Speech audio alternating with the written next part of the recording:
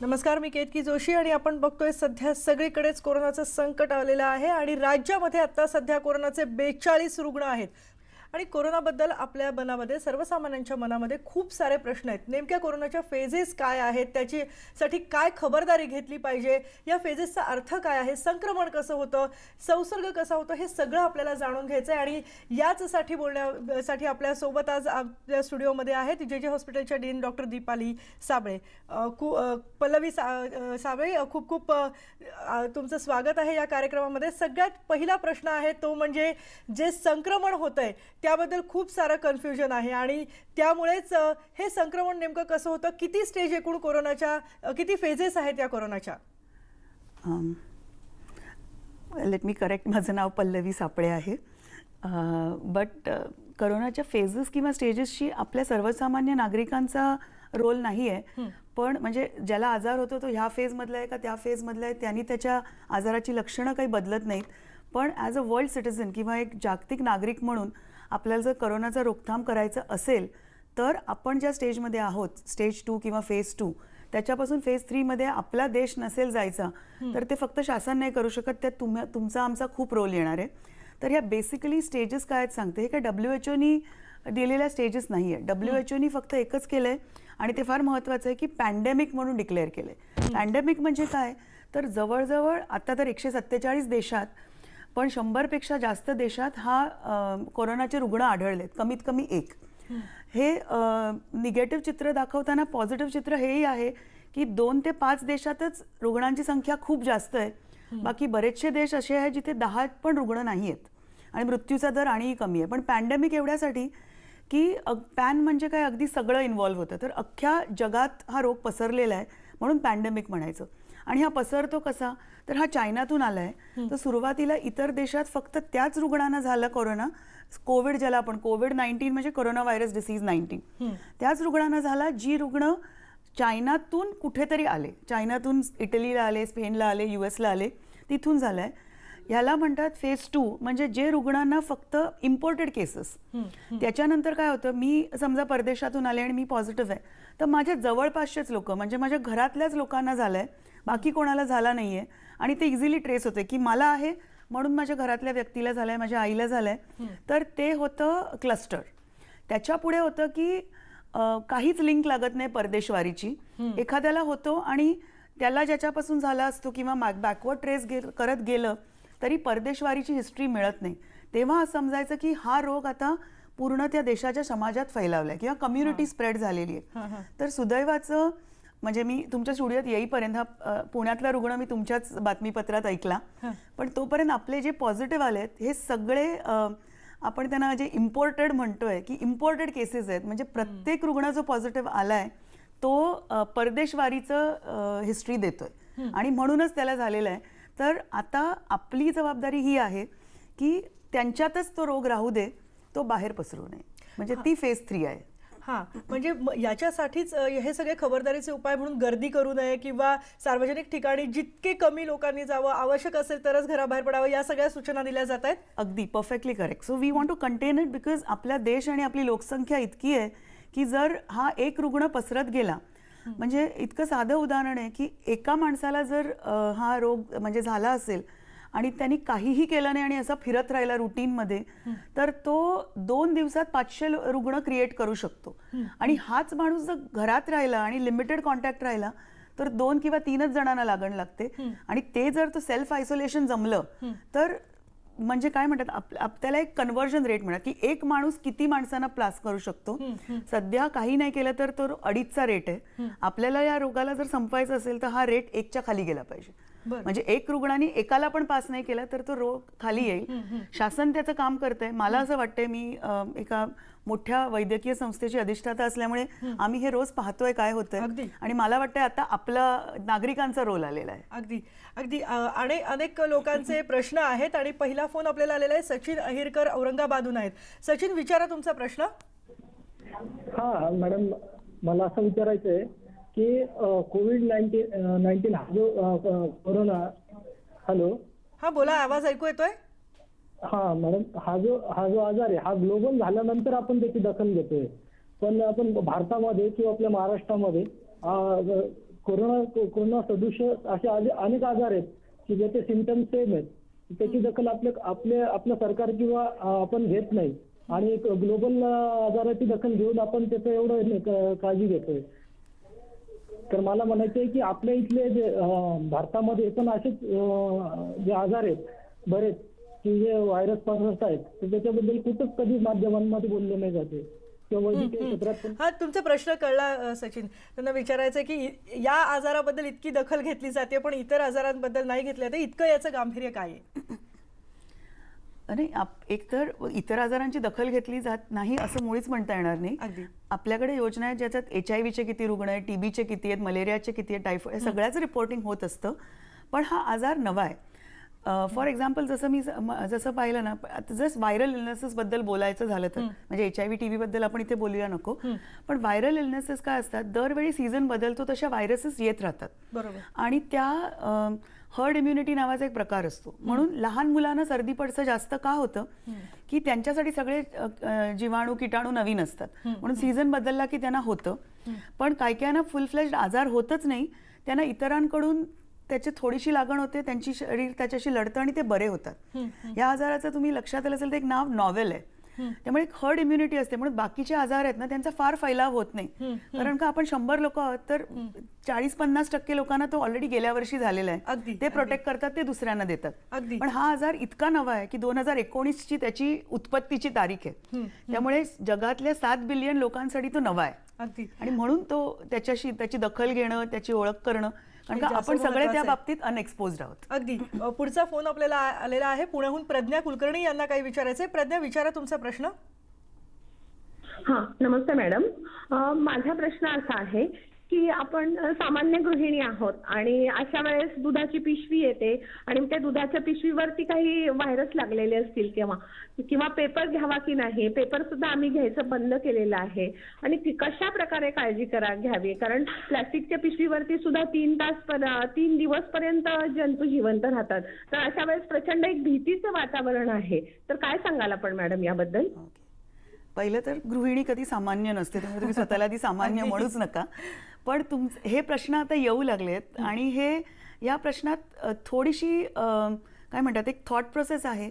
तर असं पाहिलंय की हे कसं पसरतं तर ड्रॉपलेट इन्फेक्शन आहे. म्हणजे जर आपण शिंकलं आणि ते ज्याला रोग आहे कोविड-19 आणि त्याच्या 1 ते 1.5 मीटर अंतरात आपण असू तर आपल्याला माहिती आहे सगळ्यांना आपण शिंकतो कधी ना कधी. तर शिंकातलं जे फ्लुइड असतं ते चांगल्याच स्पीडने, अगदी बुलेटच्या स्पीडने पसरू शकतं. त्यामुळे आपण कोणाच्या शिंकांच्या टेरिटरीमध्ये येऊ नये, त्याच्या परिघात येऊ नये. आणि जो शिंकतो किंवा खोकतो त्यांनी आपलं नाक कव्हर करावं आलंच. दुसरा मार्ग आहे की ड्रॉपलेटनीच होतं, पण ते जंतू थोडा वेळ मनुष्याच्या शरीराच्या बाहेर जगू शकतात. म्हणजे समजा मला झालंय आणि मी इथं शिंकले आणि या टेबलवर पडलं आणि नंतर केतकीनी समजा इथे हात लावला तर आणि नंतर तिच्या चेहऱ्याला लावला तर त्यांना होऊ शकतो. So that is the way. So one way if I have it आणि तुम्हाला मी स्प्रेड करायचा तर मार्ग आता जो कळलाय तो आहे की मी जर शिंकले आणि खोकले आणि माझे ड्रॉपलेट्स डायरेक्टली तुमच्या डोळ्यात, नाकात किंवा तोंडापर्यंत पोचले तर तुम्हाला एक होऊ शकतो. किंवा मी शिंकले आणि जे सरफेसवर आहे त्या सरफेस नंतर थोडं डिटेलमध्ये बोलू, पण त्या सरफेसवर कधी कधी 3 तास, कधी कधी 3 दिवसापर्यंत पण ते व्हायरस सर्व्हाइव्ह झालेलं पाहिलेलं आहे. बरोबर. त्यामुळे सरफेस क्लिनिंग इम्पॉर्टंट होतं. आणि कसं होईल, तुम्ही त्या सरफेसला टच केलं तरी तुम्हाला होणार नाहीये, पण मग ते हात तुम्ही चुकून तुमच्या आणि आपला जातोच. म्हणजे मी एक डॉक्टर आहे, इतके वर्ष ICUs मध्ये काम करते, तरी मी खात्री नाही देऊ शकत की माझा हात माझ्या नाकाकडे आणि तोंडाकडे जाणार नाही. So what you have to do is, तुम्हाला वाटलं ना की कुठेतरी शाशंक गोष्टीला हात लागलाय तर साबणाने आणि पाण्याने हात धुवून घ्या. सॅनिटायझर्स बद्दल इतकी म्हणजे लीगल आहेत, इलिगल आहेत, फेक आहेत ही डाऊट येते. साबणाबद्दल फेक काही असायचा प्रश्न नाहीये. ज्या साबणाला साधारण फेस येतो असा कुठलाही साबण वापरा, कपड्याचा आणि भांड्याचा वापरला तरी चालेल. तर मी म्हणेन की दुधाची पिशवी आली, तुमच्या मनात शंका आहे ना, ती पिशवी सरळ पाण्याखाली धुवून घ्या आणि पिशवी ओपन करून दूध तापवलं की तुमचे हात साबण पाण्याने धुवा, वी सॉर्टेड. अगदी साधा सोपा उपाय आहे हा. पुढचा फोन आहे आपल्याला लातूरहून व्यंकट पांचा यांचा. व्यंकट, प्रश्न विचारा तुमचा. मी मॅडम, आम्ही ग्रामीण भागातल्या आहोत, आम्ही ग्रामीण भागातल्या लोकांनी काय दक्षता घेतली पाहिजे? ह्याला WHO पॅन्डेमिक नाव दिलंय, त्यामुळे ह्याच्यात आता ग्रामीण, शहरी वगैरे काहीच अशा कॅटेगरीज राहिलेल्या नाहीयेत. आणि तुम्ही लातूर भागातले म्हणताय तर मी एकेकाळी अंबाजोगाईलाही काम केलेलं आहे. तर तिथे परदेशवारी करणारे लोक त्या ग्रामीण भागातलेही असतात. त्यामुळे असं काही तुम्ही म्हणू नका की आम्ही ग्रामीण भागात आहोत, आम्ही प्रोटेक्टेड आहोत.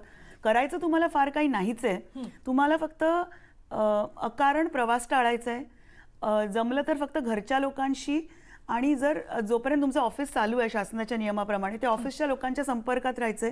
शक्यतोवर कुठल्याही दुसऱ्या व्यक्तीपासून 1-1.5 मीटरचं अंतर ठेवायचंय. स्वतःला खोकला असेल तर डॉक्टरकडे जायचंय. दुसऱ्याला खोकला असेल तर त्याला घरी जायला थांबायला सांगायचं किंवा डॉक्टरचा सल्ला घ्यायला सांगायचंय. त्याच्यापासून आपण दूर राहायचंय आणि जमेल तितक्या वेळा हात धुवायचे, जेवायच्या आधी, जेवल्यानंतर. चेहऱ्याला स्पर्श करणं जमेल तितकं टाळायचंय. ते फार सोपं आहे असं मी म्हणणार नाही. डोळ्याला, नाकाला स्पेशली स्पर्श जर टाळता आला तर चांगली गोष्ट आहे. एवढंच आपल्याला करायचं. ग्रामीण शहरीत काही त्यात फरक नाही आहे फारसा. मुरबाडहून पुढचा फोन आहे महेंद्र शिंगोळे यांचा. महेंद्र, तुमचा प्रश्न विचारा. हा मॅडम, जे आता गव्हर्नमेंटनी बंदी लावली की स्विमिंग पूल मध्ये जाऊ नका, स्विमिंग पूल बंद केलेत ऍक्च्युली त्यांनी, तर कोरोनाचे विषाणू असतात ते पाण्यामध्ये जिवंत राहतात का? आणि माझा दुसरा प्रश्न असा आहे की जर ह्या लसीचा म्हणजे याबद्दल लस शोधायची झाली भारतामध्ये तर भारतात किती टाइम लागेल त्या लस शोधण्यासाठी? हे प्रेडिक्ट करणं कठीण आहे की लसला किती वेळ लागेल. पण हे कोरोना जे नॉवेल आहे त्याच्या नॉवेल एवढ्यासाठी आहे की कोरोना व्हायरस आहे म्हणजे आपल्या भारतातच त्याच्या 4 प्रजाती आहेत. पण हे नॉवेल आहे, हे जगात कधीच नव्हतं आणि नव्याने थोडा त्यात चेंज झालेला आहे. त्यामुळे कदाचित ही लस तयार करताना शास्त्रज्ञांना त्याची मदत होईल. पण कुठल्याही नवी औषध, लस पण एक प्रकारचं औषध आहे, प्रतिबंधक असलं तरी त्याच्या फेजेस असतात. त्यामुळे त्या ट्रायल्सला वेळ लागू शकतो.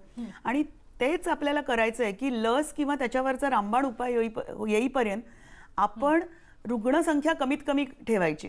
जेव्हा लस येईल किंवा रामबाण औषध येईल तेव्हा रुग्णसंख्या औषध आणि लसीने कमी होणार आहे. तोपर्यंत आपल्या हातात आहे ना, पण आपल्याला माहिती आहे ते कसं होतं, आपण टाळायचं आहे. आणि जसं म्हटलं की हे कोरोना एक व्हायरस आहे, हे शरीराच्या बाहेर फार जगत नाही. ड्राय सरफेस असेल आणि हॉट सरफेस असेल तर कमी जगतं. ओला असेल, मॉइस्ट असेल आणि टेम्परेचर कमी असेल तर जास्त जगतं. पण ह्याचे आकडे अगदी निश्चित नाही आहेत. तर आपण ते कशाला गृहीत धरायचे आपल्याला जर वाटतं. म्हणून स्विमिंग पूलमध्ये कधी कधी तर असं आम्ही पाहिलं, एस्पेशली आता उन्हाळ्याच्या सीझनमध्ये भजी तळल्यासारखे लोक पूलमध्ये असतात. तर तुम्ही 1.5 मीटरचं अंतर ठेवू शकणार आहात का? 1-1.5 मीटरचं. ह्या कारणासाठी स्विमिंग पूलमध्ये नाही जायचंय. तुम्ही पूल शेअर करणार, शॉवर शेअर करणार, हे सगळं होणारच आहे. ते टाळायचंय आपल्याला. नक्कीच खबरदारी घेतलेली कधीही आधी चांगलीच आहे. पुढचा फोन पुण्याहून आहे एका प्रेक्षकांचा. प्रश्न विचारा तुम्ही. Good morning doctor. ऍक्च्युली मी चाकण पुण्यावरून बोलतोय. हा, बोला. मी शुक्रवारी दुबईवरून इथं रिटर्न आलो पुण्याला आणि त्यावेळी अहमदाबादमध्ये जे थर्मल स्कॅनिंग किंवा जी बाकी टेस्टिंग आहे तर ते केलेलं होतं. तर त्याच्यानंतर तो रिझल्ट नॉर्मल होता. त्याच्यानंतर घरी आलो. एक आता 4-5 दिवस झाले. तोपर्यंत मला काही म्हणजे प्रॉब्लेम जाणवला नाही. पण आता आज मला थोडा श्वास घ्यायला त्रास होतोय. तर हे त्या रिलेटेड असू शकेल की बाकी लक्षणं काहीच नाहीत आणि फक्त श्वास घ्यायला त्रास होऊ शकतो? हेच विचारत होतो डॉक्टर. आणि त्यामुळे जे थर्मल स्कॅनिंग नॉर्मल होतं त्यामुळे मी बाकी जे रेग्युलर ऑपरेशन्स आहेत ते चालू ठेवलेले ऑफिसचे. तर ते पण विचारत होतं की हे म्हणजे डाऊटफुल असू शकतो का की मला क्वारंटाईन करावं लागेल? नाही, तुमच्याकडे परदेशवारीची हिस्ट्री आहे आणि परदेशवारीच्या 14 दिवसात तुम्हाला सिम्पटम सुरू झालेत आणि तापाची लक्षणं एवढ्यासाठीच तपासली जातात. कारण का अजून आपण मी म्हटलंय नॉवेल आहे, आपण शिकतोय. तर अजूनपर्यंत ज्या रुग्णांना कोरोना व्हायरस कोविड-19 झालेलं आहे त्यातल्या जवळजवळ 85 ते 90% लोकांना ताप आहे. म्हणून आपण ताप हे बघतोय. पण ताप हा 3-4 दिवसात येतो, पण 14 दिवसापर्यंत येऊ शकतो आणि काही काही अपवादात्मक स्थितीमध्ये 24 दिवसामध्ये पण येऊ शकतो. थर्मल स्कॅनिंगने एवढंच पाहिलं की ज्या दिवशी तुम्ही भारतात आलात त्या दिवशी तुम्हाला ताप नव्हता. ताप तुम्हाला आहे की नाही मला माहिती आहे, पण तुम्ही जे लक्षण सांगितलं नाही ते थोडंसं डेंजरस आहे. तुम्हाला श्वास घ्यायला त्रास होतोय. तर माझ्या मते पुण्याचं जे इन्फेक्शियस सेंटर आहे, माझ्या माहितीप्रमाणे नायडू हॉस्पिटल आहे, ते तुम्ही गाठावं आणि तिथे पोहोचण्याची आधी हेल्पलाईनला फोन करावा. बिकॉज तुम्ही जाताना तुम्ही एकटे गेलेले बरं, कारण का तुम्ही ते स्प्रेड करणार नाही. तुम्ही मात्र, मी नंतर आपल्या विषयात येईल कदाचित किंवा नाही, पण मास्क सगळ्यांनी वापरायचे नाहीयेत. पण you are the candidate who should use a mask. तुमच्याकडे मास्क नसेल तर घरातला एक मोठ्या रुमालाची गडी करा आणि ते वापरा. सुदैवाने कोरोना व्हायरस आपल्याला थोडे ब्लेसिंग्स हे दिलेत की त्याची साईज थोडी मोठी असल्यामुळे त्याला फार फाईन मास्क लागत नाहीयेत. कापडाचा मास्कही पुरतोय. तर एखादं कापड तोंडावर बांधा. घरातलं सिनियर सिटीजनला सोबत घेऊ नका. 20 ते 40 वर्षाच्या वयातलं कोणतरी असेल घरातलं ज्याच्याशी एनिवे तुमचा संबंध आलाय त्याच्यासोबत तिथे जा. मला पुण्याचे हेल्पलाईन नंबर्स माहीत नाहीयेत, मी चेक करते, तुम्ही वेबसाईटवर चेक करा. हेल्पलाईनशी बोलून मग तिकडे पोहोचलात तर तुमचं फार लोकांशी इंटरॅक्शन होणार नाही, because you are a potential index case. परदेशवारी आणि ब्रेथलेसनेस अगदी. आणि आम्ही सुद्धा न्यूज 18 लोकमतच्या वतीनं तुम्हाला अगदी ही विनंती करतोय की तुम्हाला परदेशवारीचा इतिहास आहे आणि तुमच्यासाठी तुमच्या कुटुंबासाठी म्हणून नक्की जाऊन पुन्हा एकदा तपासणी करा. यामध्ये काहीही धोका नाहीये. निगेटिव्ह जर अहवाल आला तर ते चांगलंच आहे, पण कोणताही शंका मनामध्ये ठेवू नका आणि ताबडतोब जाऊन वेळ न घालवता ताबडतोब नायडू हॉस्पिटलच्या केंद्रावर जाऊन तुम्ही तुमची तपासणी करून घ्या. ही अगदी आम्ही कळकळीची विनंती करतोय. सरकारतर्फे वारंवार आवाहन केलं जात आहे. थोडीशी जरी लक्षणं तुम्हाला आढळली तरी ताबडतोब तुमच्या जवळच्या केंद्रावर जाऊन तुम्ही तुमच्या शंकांचं निरसन करून घ्या. तेव्हा कृपया यामध्ये कोणतंही दुर्लक्ष करू नका आणि ताबडतोब लगेचच तुम्ही तपासणी करून घ्या. पुढचा फोन आपल्याला आहे मॅडम औरंगाबादहून भूषण काळे यांचा. भूषणजी बोला. Hello ma'am. हा बोला. हॅलो. हा बोला. नमस्कार म्हटलं. मी एक फील्ड वर्क करतोय औरंगाबादमध्ये, जॉब करतो फील्ड वर्क. तर जसं की आता आम्हाला कंटिन्युअसली मार्केटमध्ये फिरावं लागतंय. तर आता सध्या गव्हर्नमेंट काय म्हणते 31 तारखेपर्यंत घराच्या बाहेर नाही निघायचं.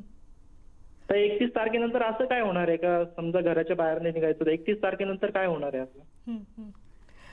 म्हणजे हा 15 दिवसाचा हाच ठराविक कालावधी का आहे, काय होणार आहे या काळात, त्यांना शंका आहे. नाही, ह्याच्या आधीचा जो प्रश्न आहे ना ते जरा स्कॅरी होतं. तर मी त्यांना एवढंच सांगेन की कारण का ते जर पब्लिक ट्रान्सपोर्टनी गेले जे पुण्याचे होते तर ते आणि लोकांना स्प्रेड करतील. तर माझ्याकडे ससून हॉस्पिटलचा नंबर मी घ्यायचा, कमीत कमी तिकडे फोन करा आणि विचारा.